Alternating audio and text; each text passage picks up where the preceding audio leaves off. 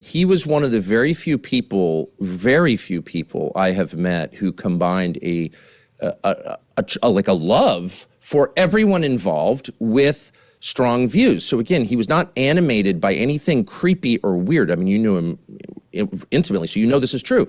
If you talk to him off camera, he would say, I really, I love whoever I'm talking about, but I think this is wrong, it's immoral, it's bad for everybody involved, both sides. And he would say that, and he could say that because it was sincere.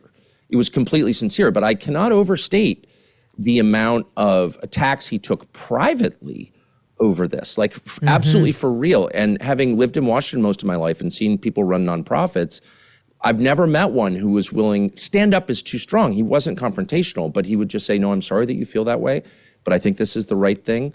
The people we represent, which is mostly young people, they believe this, and I believe it also. It was brave, but loving at the same time. And I'm not sure he made a lot of headway, by the way. I mean, I think he made real enemies in doing that, but his view didn't change. Anyway, he was just a wonderfully decent, loving man. That is true. What do you think about the actual assassination?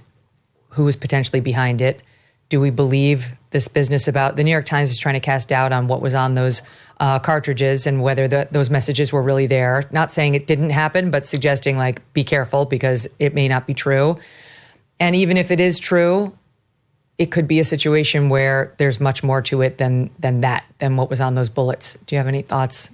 Not knowing what the truth is, any thoughts at this hour? Well, of course, I have so many thoughts, but I got a call about an hour ago from one of the very few people I trust in Washington and really love, and a true friend, who said, I bet everybody you're tempted to go to dark places or focus on the violence here or what was clearly a well-planned assassination, and you should just take a break from that. And this is someone who I agree with on everything. It's not, this wasn't trying to control me, but just out of concern for me as a person, you should focus on Charlie and who he was and, proceed with wisdom and restraint.